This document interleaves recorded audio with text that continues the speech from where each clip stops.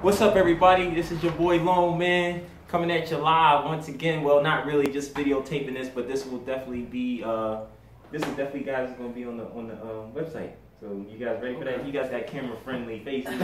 So you guys are stylish. I usually don't wear my glasses, but I'll let you guys. No, you look sophisticated. I like that. I like that. So I'm here, y'all, with my homie and my homegirl, more like my brother and my sister. Blood couldn't make us closer. A little surprise for y'all, man. This is Isaiah Abner. Say what's up to the people, Zay. What's going on, people? This is Dominique. Hey, y'all. I call her Dom. All right.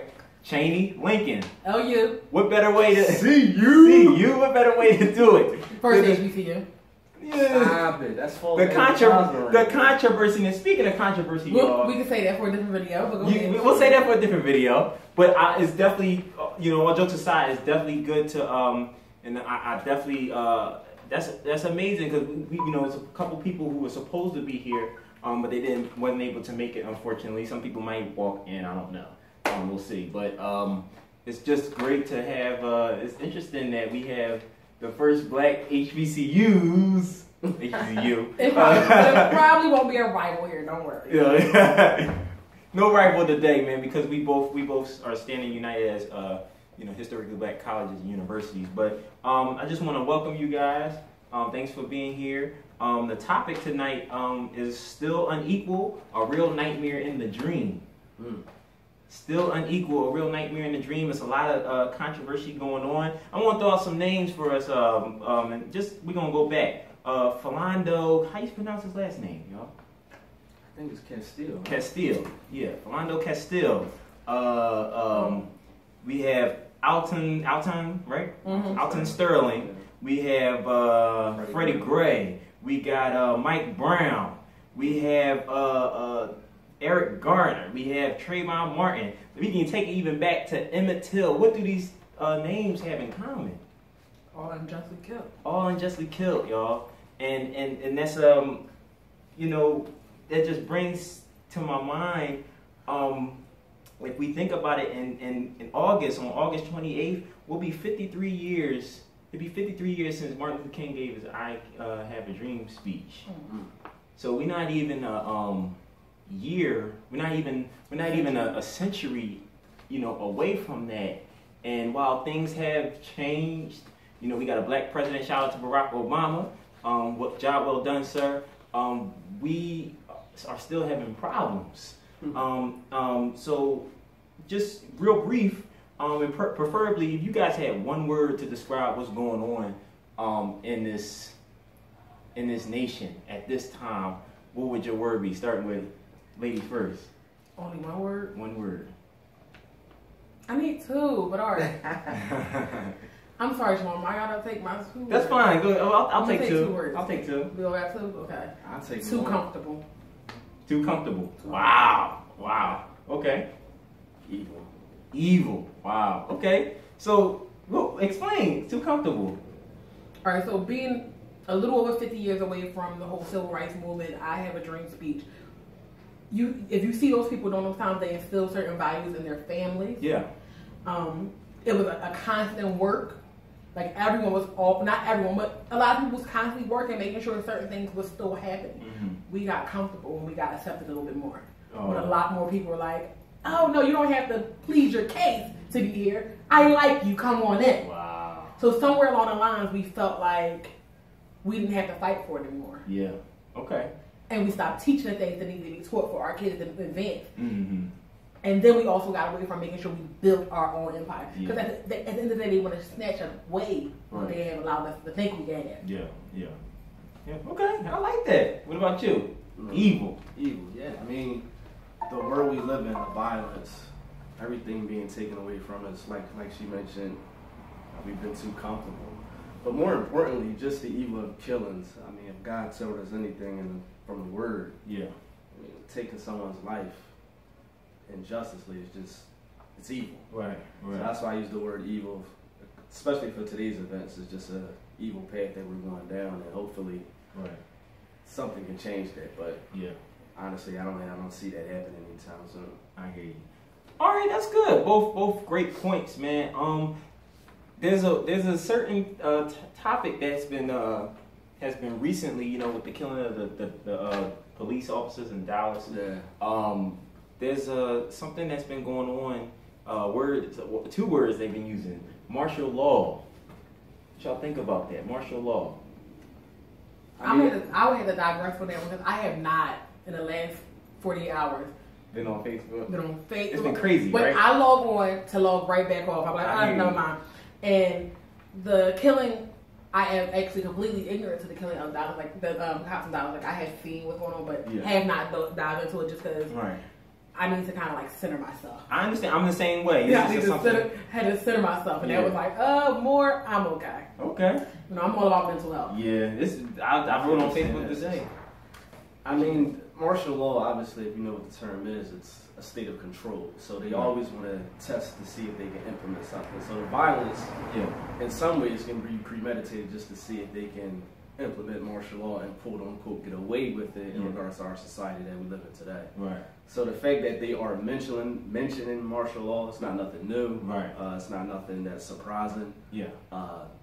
Obviously, if you even go back to the shootings in Orlando, I mean, that was like the first step, obviously. They want to test to see how people will react to something. Wow. Because the stories that they put out there, the media controls everything, right? So the stories that we read, the stories that we obviously hear on the news, that's all controlled by the media. Yeah. And martial law, that word that's being thrown out there, that's programmed into our people's minds saying, okay, well, here comes martial law because of these certain events that are currently happening. Wow. So I'm not surprised that martial law is being enforced or quote unquote being, thought about. Yeah.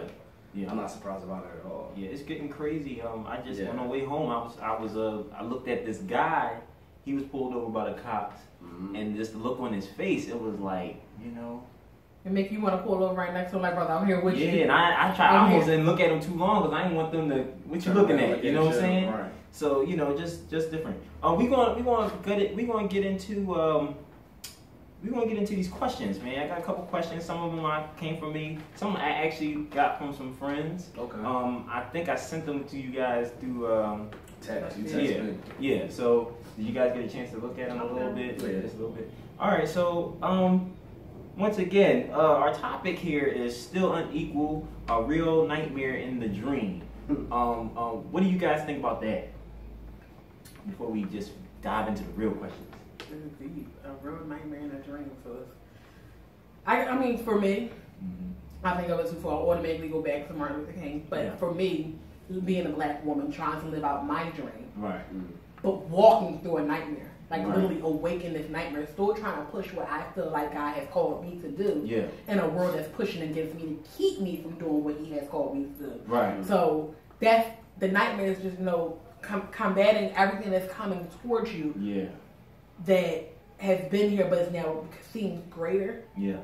But for me, I mean, that's where faith comes into play. Right. Like nothing's new. Right. All this stuff has been done before. Yeah. So really just gotta, pull really closer. You gotta pull a little closer for me. Right. Okay.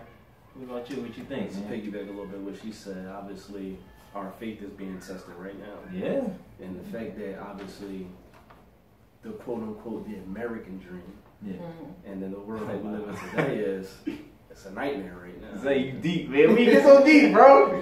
Yo, it's crazy. I know this girl. I already know this girl. That's why all right, listen, this girl, I'm not, Michelle Obama. That's for fake. Nah, man, I ain't deep, man. I'm sharp-minded. I understand everything that's going on. Yeah. So go back to the dream and nightmare. A nightmare in a dream. Right. Obviously, the world today that we're living in is a nightmare. And she said from a black woman's perspective, I mean, you can only imagine. I mean, you yourself as a black man living in this country trying to live the quote-unquote the American dream. But that needs to be redefined. What is the American dream? Right. Talk about being a black man, Christian in America. Because what our dream is definitely probably not what they created American dream to be. Exactly. And what they created the black American dream. Because it was already created. Yeah. This is what their lives are going to be like. Yeah. And we're, knowing who we are and who we belong to, we're trying to push against what was already created for us. Right. If you want to go back even further in regards to even, our slavery time, the quote-unquote American dream was, 40 acres and a mule. And they never give us anything. We always have to fight and earn from it. So if you go back even to, like you mentioned, Martin Luther King, even in those times, obviously you had the family, you had the father working a middle-class job, and then you had the mother take care of the household. Right. By the time the 70s, early 80s came, they made a decision to break that up. Right. Deeper powers, higher powers, I mean, if you want to get into that, we can. Yeah. But they separated the family for that specific reason, because at the end of the day, Americans, this country always feared the Black American dream. Yeah. And that is critical into our society.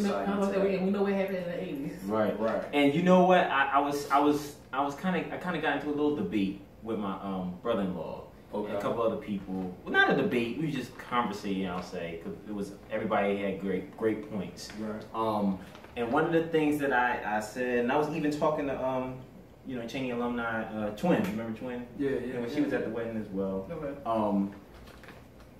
One of the things I said that this country, when you talk about racist white America, the system in place, the law, it really never had us in mind. From its creation.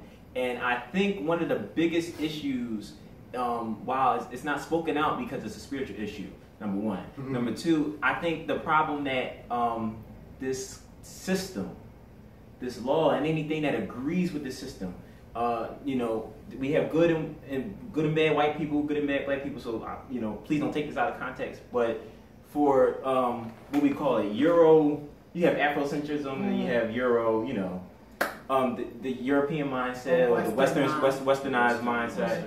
I think that black folk, black people, us who we are naturally, we're spiritual people.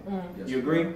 I think that who we are naturally goes against everything that system stands for, from the perspective that system makes them feel secure.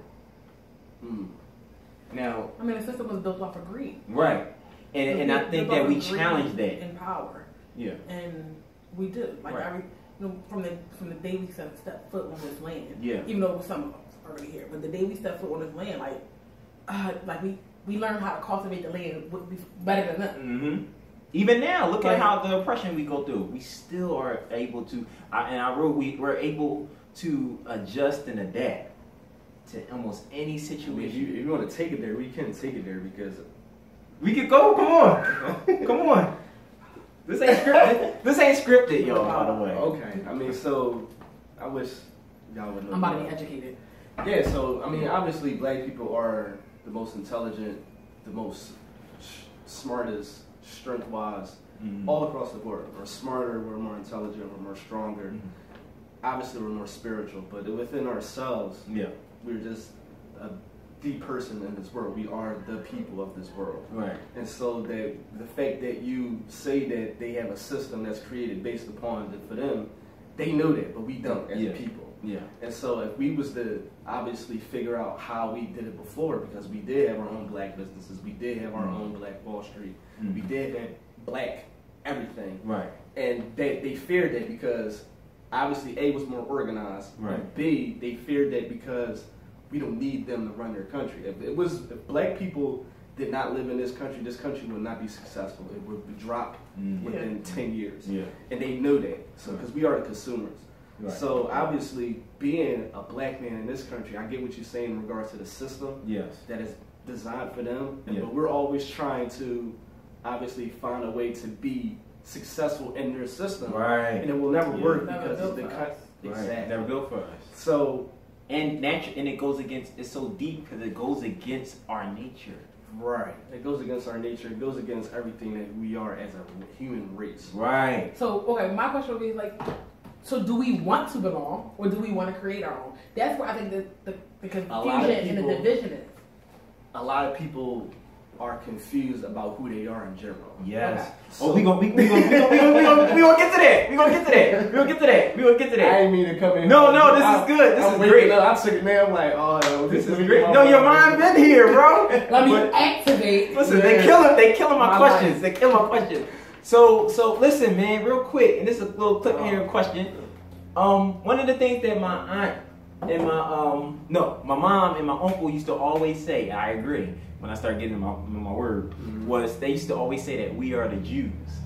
It's a movie called Hidden Colors that even agrees with that. Yes. Talking about the Moors, we are them, they are us. Talking about all the great things that that we deem. We are everything. Yeah. We are education, we are art, we are philosophy, we are life.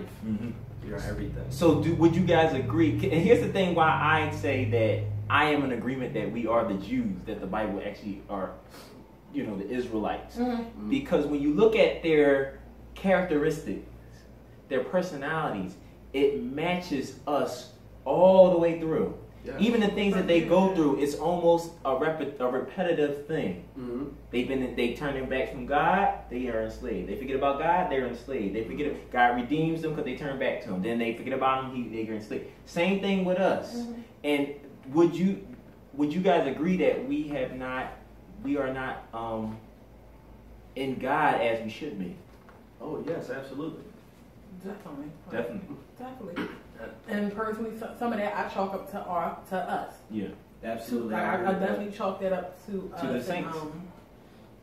To the saints, to the people that we allow to call themselves saints. That was just trying to infiltrate the system. Yeah. And you didn't activate. That's my word for it. You didn't activate your discernment, so you let the wrong people in. Go ahead, Dom. So I mean, because I have a whole perspective about that anyway. No, that's like our generation is getting back into it. We're being very much Bible based. Yes. We're being word based. Yes. But there's a lot of people in our generation above us and under us that's completely turned off from Christianity, from Christ, because I never thought I would get there. I'm there. Because the people above us, the generation above us, most of them wanted to appease and kind of fit in. Yeah. That they didn't question certain things. Wow. So you now. New generations are coming at birthday are questioning why did this happen? Why is this? Why is that? Yeah. And I'm gonna be first to admit Christianity is definitely something that does not seem tangible. Right. If you can't explain it properly, I can't physically touch it, see it. You want me to believe that Christ was here when? But you just tell me just because I said so. So I take that kind of somewhat back to us. Right. That we weren't educating ourselves. We were allowing people to tell us what was supposed to be true. Right. So we couldn't pass it on. I couldn't come to you and say, this is why I believe in Christ. Yeah. This is why I know Christianity is the way. This is why Christ is the truth, the light, and everything else. This is why we do this. This is why we do that. This is tradition. This is actually Bible. Yeah. We couldn't do that. Yeah. And a lot of people wrote like, I'm okay. Oh, I'm 18 now. I don't have to go to church. I'm good. I'm 18 now, and I still don't know what Christianity is and why I should believe in Christ. I'm good. So my children aren't going to know now. Because they never taught personal relationships. Now, in America, Islam comes, and it's tangible. It's tangible. Right. It's easier to believe. And they do what the saints are supposed to be doing. Right. I can believe it. Yeah. I can see it, and I'm spiritual. Right. So I want to connect to something. Right. And you're able to break down to me about why you believe this is true. Yes. Why you believe this is the way we're supposed to walk. Right. So you know what? I'm sorry, Mom, but I gotta go. Yeah. I'm sorry, Grandma. I know this is where you wanted me to be. Right. But I gotta go where I can understand. Deep, man. The email make sure I understand. And it's so simple. So simple. I wrote in my book, Intangible Intimacy, it's a portion in there where I talk about youth and how so many of them, I have a couple cousins who are now in Islam, practicing Islam. And I think a main part of that is because once, like Dom's saying, it's tangible. They're able to meet them answer their questions. And it just shows us as Christians that we're not in our word. Because Peter tells us to defend the faith. Right. You know what I'm saying? Paul tells us to study ourselves to be approved unto God. And the thing about it, as we study our word, as we study our word, God proves the word to us. He has to reveal that because it's foolishness if you look at it from a natural state. Yeah. But because we're spiritual, we can grasp it if we study it and if we become personal with it. And I think that the church has kind of taken out a lot of personal things. We're preaching faith, we're preaching vision, all these things, but we're not. There's faith, but there's no works. Right. So I'm saying your life can get better, homeless man, and oh yeah, God will supply some food for you, but I'm not giving you the burger that's in my hand. Right. I might not even be outside with you because we're just inside. Right. And when I leave, we all leave out of the community. And this has contributed, I believe, to the state of our black people.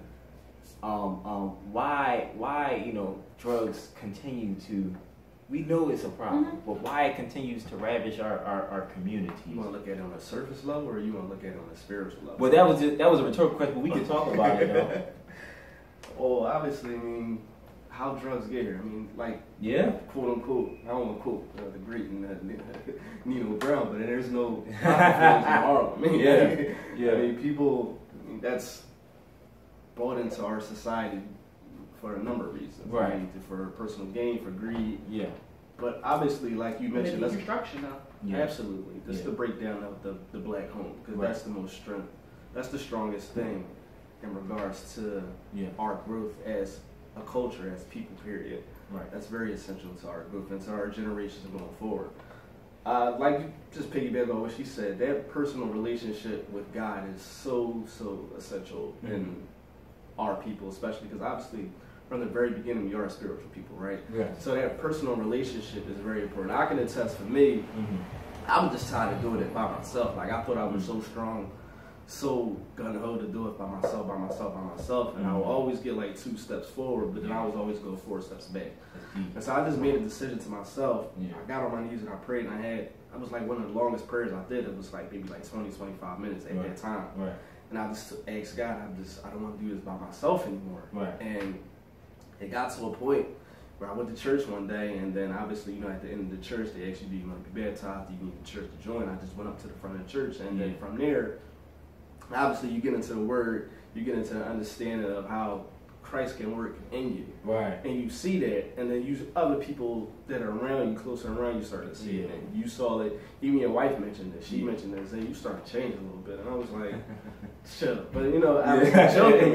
She knows. It feels a little uncomfortable at first. Like, Dom, look at. Right, it feels uncomfortable at first, but y'all don't know about Dom.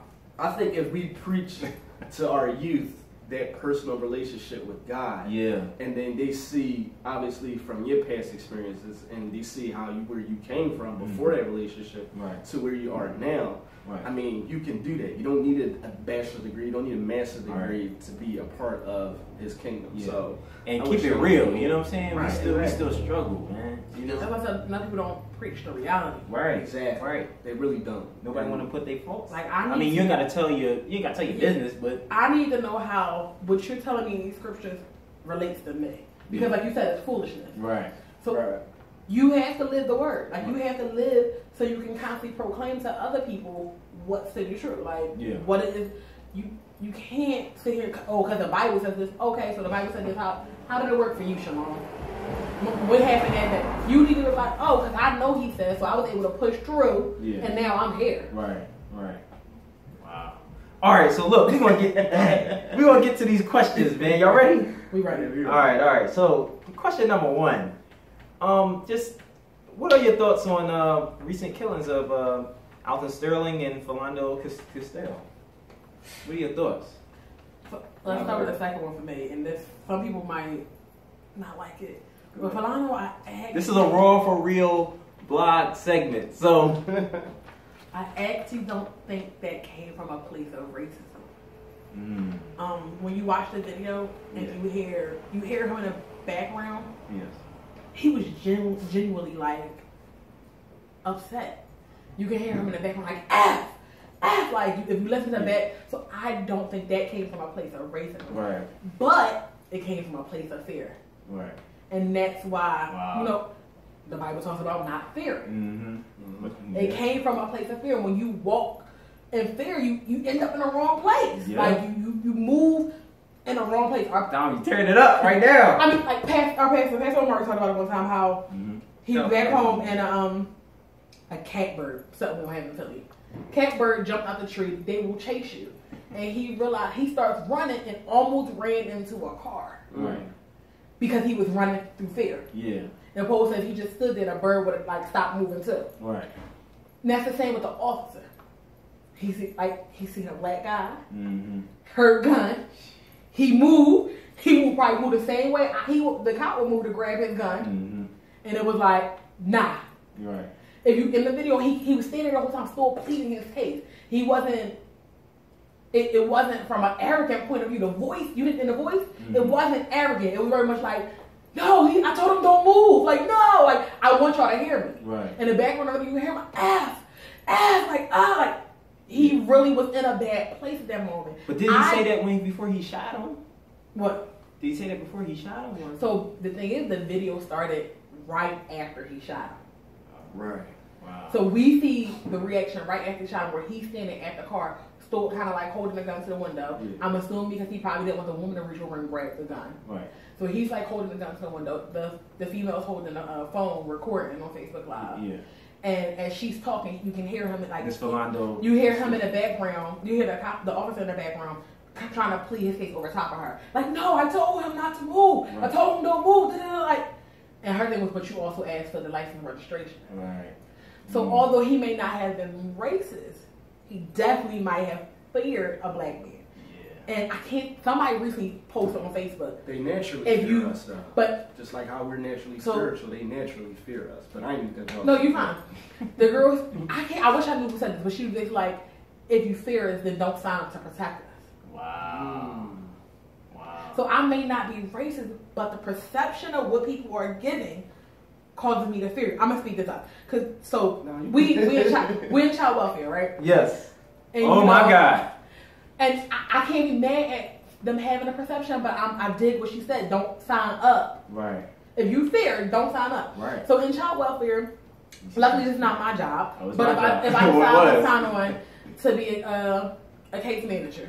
What's my job? And or you're on call and you get a call that you need to remove a child from Blumberg Projects. Blumberg is no longer there, but when it was there, that's not a place certain people wanted to go. Mm-hmm. And okay, now you gotta go remove a child from a home on a 10th floor. Elevators probably don't work. Yeah. You heard about what happens in there. Yeah. Or you could, because protocol is you have to see every child. One night I had to. It was about 9 o'clock. And I didn't have this person's number, but I had to see the child because you have to see the child within 72 hours. And I was almost about 12 o'clock, my 72 hours went out. So I knock on the lady. It's nighttime. It's around Upper Darby. Okay. Near where my uncle was buried. And like this house, you see this girl, and she's hood as ever.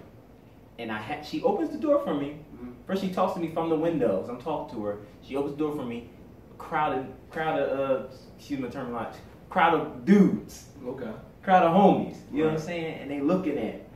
Natural. And I'm just doing and it's the perception already of what happened. That's what I'm trying so my perception, for me personally, a Blumberg is not somewhere I want to be on a 10th floor removing a child. Right. And I don't know nobody else on the 10th floor. Right. I don't know nobody in Blumberg. Right. It naturally puts a kind of unease in me. Mm-hmm. It puts you almost against.